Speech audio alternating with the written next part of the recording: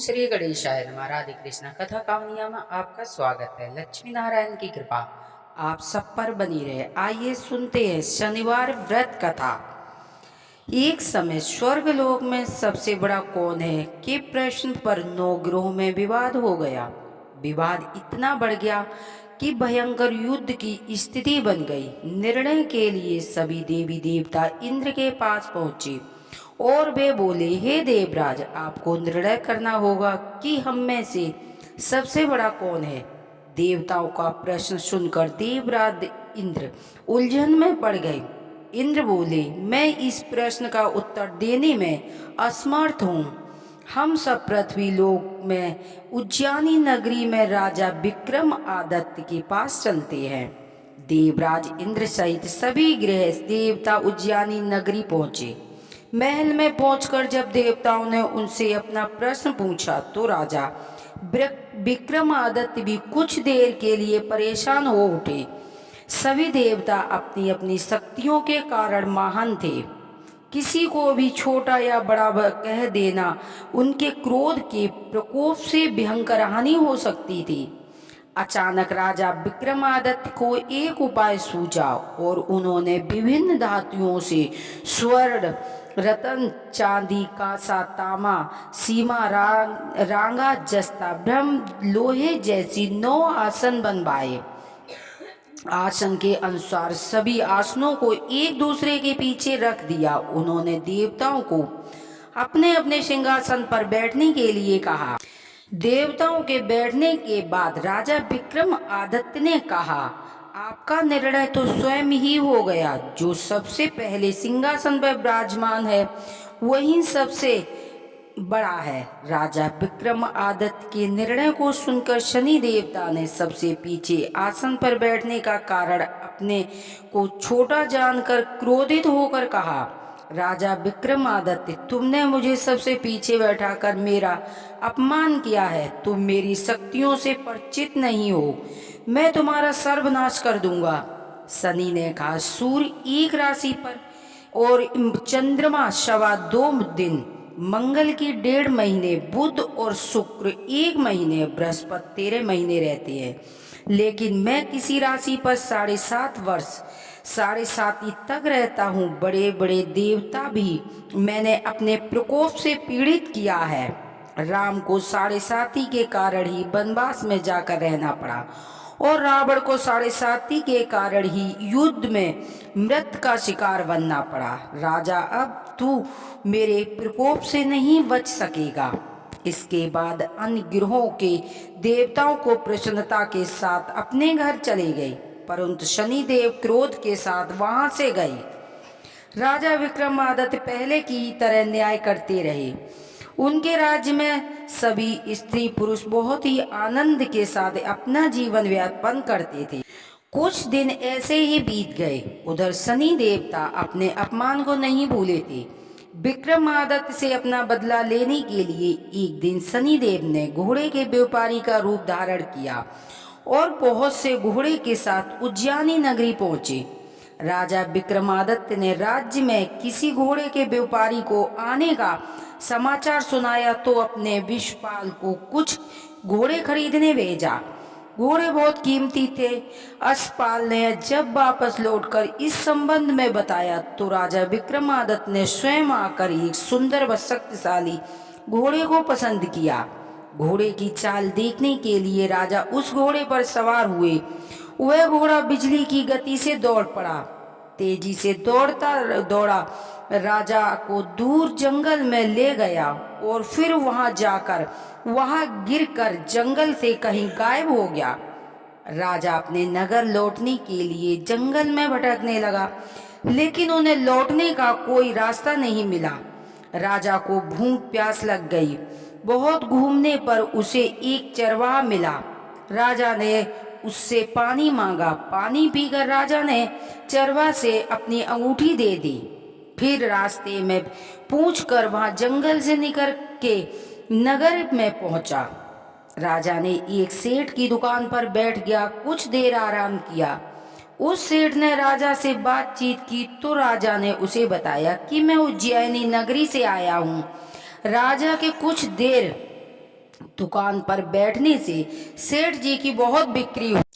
सेठ ने राजा को बहुत भाग्यशाली समझा और खुश होकर उसे अपने घर ले गया, भोजन के लिए ले गया। सेठ के घर से सोने का एक हार कुट्टी पर लटका हुआ था। राजा को उस कमरे में छोड़कर सेठ कुछ देर के लिए बाहर गया। तभी एक आश्चर्यजनक घटना घटी। राजा के देखते देखते सोने का उस हार को खुट्टी निगल गई। सेठ ने कमरे में लौटकर हार को गायब देखा तो चोरी का संदेह राजा पर किया, क्योंकि उस कमरे में राजा अकेला बैठा था। सेठ ने अपने नौकरों से कहा कि इस परदेसी को रस्सियों से बांधकर नगर के पास ले चलो। राजा ने विक्रमादित्य से हार के बारे में पूछा तो उसने बताया कि उसके देखते देखते ही खुट्टी ने हार निगल लिया। इस पर राजा ने क्रोध होकर चोरी करने का अपराध से विक्रमादित्य के हाथ पैर काटने का आदेश दिया। राजा विक्रमादित्य के हाथ पैर काटकर उसे नगर की सड़क पर छोड़ दिया गया। कुछ दिन के बाद एक तेली उसे उठाकर अपने घर ले गया और उसे अपने कोलू पर बैठा दिया। राजा आवाज देकर बैलों को हाँकता रहता था। इस तरह तेली का बैल चलता रहा और राजा को भोजन मिलता रहा। शनि के प्रकोप की 7.5 पूरी होने पर वर्षा ऋतु आरंभ हुई। राजा विक्रमादित्य एक रात मेघ गा रहा था कि उस नगर के राजा की लड़की राजकुमारी मोहिनी रथ पर सवार होकर उस तेली के घर के पास से गुजर रही थी। उसने मेघ मल्हार सुना तो उसे बहुत अच्छा लगा और दासी को भेजकर गाना गाने वाले को बुलाने को कहा। दासी ने लौटकर राजकुमारी को अपंग राजा के बारे में सब कुछ बता दिया। राजकुमारी उसके मेघ मल्हार से बहुत मोहित हुई। अंत उसने सब कुछ राजा को अपंग राजा से विवाह करने का निश्चय किया। राजकुमारी ने अपने माता पिता से जब यही बात कही तो वे हैरान रह गए। रानी ने मोहिनी को समझाया, बेटी तेरे भाग में तो किसी राजकुमार की रानी होना लिखा है, फिर तू इस अपंग से विवाह करने से अपने पांव पर क्यों कुल्हाड़ी मार रही है। राजकुमारी ने अपनी जिद नहीं छोड़ी। अपनी जिद पूरी करने के लिए उसने भोजन वचन त्याग देने का निश्चय किया। आखिर राजा रानी को बेबस होकर अपंग विक्रमादित्य से राजकुमारी की विवाह करना पड़ा। विवाह के बाद राजा विक्रमादित्य और राजकुमार तेली के घर रहने लगे। उसी रात में स्वप्न में शनिदेव ने राजा से कहा, राजा तुमने मेरा प्रकोप देख लिया है, मैंने तुम्हें अपने अपमान का दंड दिया है। राजा ने शनिदेव से क्षमा करने को कहा और प्रार्थना की, हे शनिदेव आपने जितना दुख मुझे दिया है इतना दुख आप किसी को मत देना। शनिदेव ने कुछ सोचकर कहा, राजा मैं तुम्हारी प्रार्थना स्वीकार करता हूँ। जो कोई स्त्री पुरुष पूजा करेगा, शनिवार को व्रत करके मेरी व्रत कथा सुनेगा, उन पर मेरी अनुकंपा बनी रहेगी। प्रातःकाल राजा विक्रमादित्य की नींद खुली तो उसने अपने हाथ पांव देखकर राजा को बहुत खुशी हुई। उसने मन ही मन में शनिदेव को प्रणाम किया। राजकुमारी भी राजा के हाथ पैर सही सलामत देखकर आश्चर्यचकित में डूब गई। तब राजा विक्रमादित्य ने अपना पूरा परिचय देते हुए शनिदेव के प्रकोप की सारी कहानी सुनाई। सेठ को जब इस बात का पता चला तो दौड़ा हुआ तेली के घर पहुंचा और राजा के चरणों में गिरकर क्षमा मांगने लगा। राजा ने उसे क्षमा कर दिया, क्योंकि यह सब तो शनिदेव के प्रकोप के कारण हुआ था। सेठ राजा को अपने घर ले गया और उसे भोजन कराया। भोजन कराते समय वहां एक आश्चर्यजनक घटना घटी। सबके देखते देखते उस खुट्टी ने हार उगल दिया। सेठ जी ने अपनी बेटी का विवाह भी राजा के साथ कर दिया और बहुत से स्वर्ण आभूषण धन आदि देकर राजा को विदा किया। राजा विक्रमादित्य राजकुमारी मोहिनी और सेठ की बेटी के साथ उज्जैनी नगरी को पहुंचे। नगरवासियों ने हर्ष से उनका स्वागत किया।